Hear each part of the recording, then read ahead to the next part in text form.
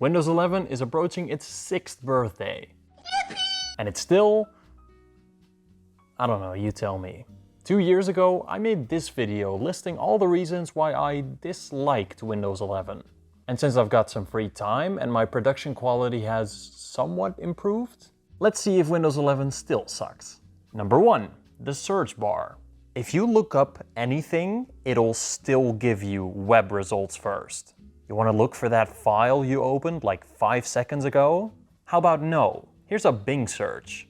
However, you can now officially turn that off 6 years later. So the average fix for these kind of things takes about half a decade. Good to know. The search results you do get are inaccurate half the time. For example, if I want to reset my PC, it makes sense to look up the word reset, right? Nope, here's some unrelated bullshit. You have to type in factory. Ah, yes. Yes, very smart Windows. Number 2, the right click. Still sucks.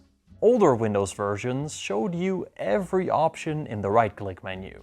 It was a bit crowded at times, but it was functional. Now if you right click, half the options are hidden. You need to click Advanced for all the actual options. Also, remember the words copy and paste? Yeah, Microsoft thought that was too complicated.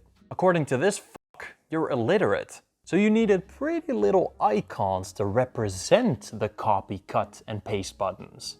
Well, now 2 years later, they did improve this by just putting the text under the icons, which makes it essentially like before. At least it does take up more space now. Again, you can revert that right-click context menu to the old way. But if you need to add the option to make it back to how it used to be, was it a good idea in the first place? Number 3. God, I'm just making myself angry just talking about this. Microsoft does not want you to have an offline device. Picture this. You just bought a brand new laptop. You're setting it up and oh, log in with your Microsoft account. Well, I don't have Wi-Fi right now, so can I just skip that? No, because we need your information. Microsoft used to have a little button here that says, I don't have internet right now, but they removed that. You know why? Fuck you. So if you're buying a new laptop, but you don't have a Wi-Fi connection right now, again, die. However, there is a way to bypass this. By pressing Shift plus the F10 key in the Windows setup and typing OOBE/bypass NRO, the laptop will reboot and this button will magically appear. Why did Microsoft make it so you need a literal GTA cheat code to bring this button back? You know the answer. Fuck you. But on the newest devices and gaming handhelds, this trick does not work and you need to log in with your Microsoft account. Oh, and Microsoft is also planning to kill that cheat code, so you won't be able to do it at all. Thanks, Microsoft. Number 4, I swear to God, I'm gonna write a manifesto. Forced system reboots after an update. Windows updates are already a nuisance. But did you just do a bunch of updates and need to leave quickly? Fuck you. Even if you press shut down, your laptop will reboot, no matter what you do. So now you've got to wait another 15 minutes until you can leave. Because sometimes when it's done updating after that reboot, it won't even shut itself down. But a quick tip to avoid that, if you do see this stupid prompt, you can just open CMD and type in shutdown-s. And most of the time, it'll just shut down without doing all the update stuff. Most of the time. Sometimes this also just doesn't work though, so again, fuck you. Number 5. Security updates sometimes just fail. Every month or so, you'll get this giant security update. That takes quite a bit to download and install. And 50% of the time, it just fails. And you gotta do that shit all over again. You wanna go away and do it another time? Sure, you can just shut down your system, but it will constantly be retrying it for hours in the background.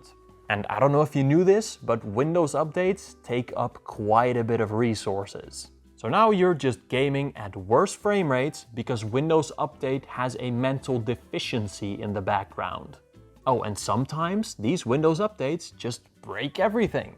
Yeah, sometimes Microsoft engineers just push out an update that break half the world's infrastructure. And you cannot turn these off, because again, Microsoft sucks. Half the code at Microsoft is written by AI anyways, so you've probably got some yandere dev code sprinkled in there. But I know it's very easy to complain about Windows because everybody is using it. The competition is macOS, which doesn't run half the apps that Windows does, so it's not really competition. And Linux, which has come a long way, especially since Valve has been upping the game support stuff. But Linux is still Linux, so it's not the easiest to use. And any game that uses anti-cheat or kernel level stuff will probably never work. Which is unfortunate because those are some of the most fun games. So Windows is still kind of the only option for someone that wants to play every kind of game. Let's hope SteamOS gets an actual release, because for now, that seems to be the only real competition for Microsoft.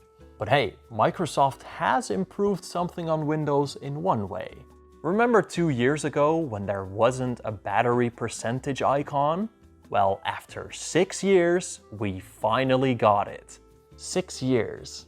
6 years.